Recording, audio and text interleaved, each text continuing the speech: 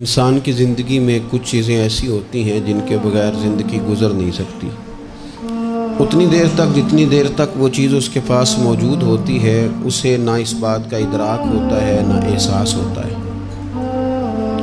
لیکن جب وہ چیز اس کے پاس سے رخصت ہو جاتی ہے، اس کے پاس کسی وجہ سے خدا نہ خواستہ وہ چیز موجود اور محفوظ نہیں رہتی، پھر اسے احساس ہوتا ہے کہ ایک بہت بڑی نعمت تھی میرے پاس، وہ مجھ سے چلی گئی۔ ہماری زندگی کے اندر بہت ساری ایسی چیزیں ہیں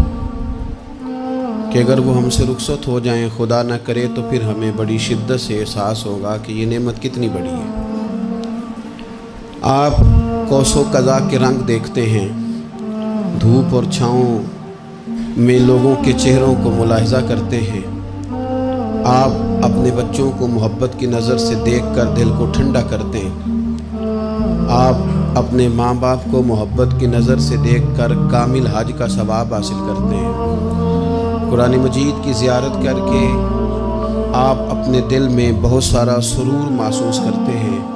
لیکن یہ ساری نعمتیں اتنی دیر تک آپ کے پاس ہیں جب تک آپ کے پاس آنکھ کی نعمت موجود ہے۔ اگر یہ رخصت ہو جاتی ہے نا، اگرچہ اتنی ساری نعمتوں میں یہ ایک نعمت ہے، لیکن آپ آنکھ نہیں ہے تو آپ کو تو اپنوں کا احساس بھی نہیں، آپ تو اپنوں کے چہرے بھی دیکھ نہیں پائے۔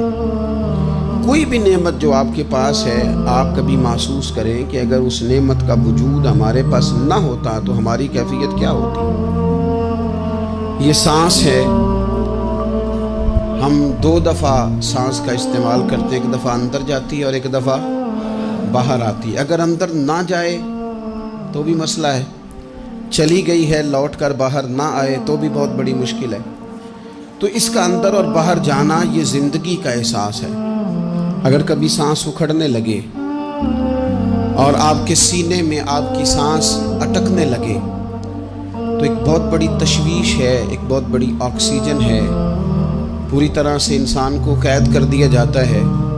اور وہ کہتا ہے کہ میرا تو سارا وجود سلامت ہے، ہاتھ کام کر رہے ہیں، پیر کام کر رہے ہیں، آنکھیں کام کر رہی ہیں، زبان کام کر رہی ہے، سب کچھ ٹھیک ہے، صرف سانس اکھڑ گئی ہے۔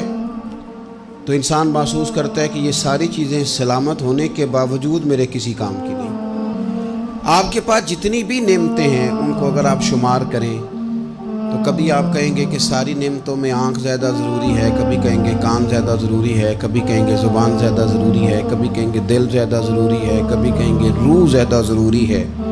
لیکن میں آپ سے عرض کروں ان ساری چیزوں کے بغیر گزارا ہو سکتا ہے، رسول کائنات کی غلامی کے بغیر گزارا نہیں۔ کیوں؟ اس لیے کہ اگر حضور کی شفقت نہ ہو،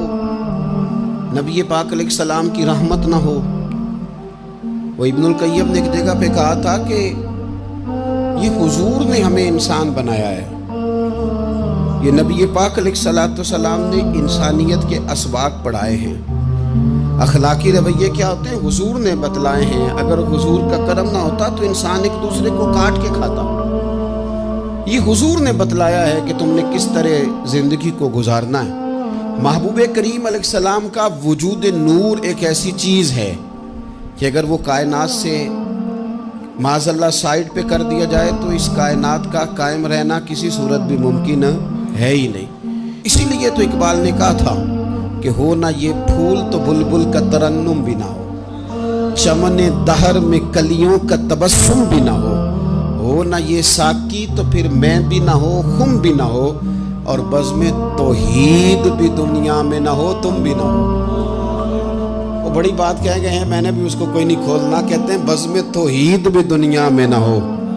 تم بھی نہ ہو، خیمہ افلاق کا استادہ اسی نام سے ہے،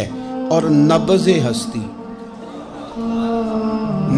ہستی تپش آمادہ اسی نام سے ہے۔ تو اقبال پھر ہمیں کرنا کیا ہے؟ کہنے لگے کرنا آپ کو یہ ہے کہ قوت عشق سے ہر پست کو بالا کر دے اور دہر میں اسم محمد سے اجالا کر دے۔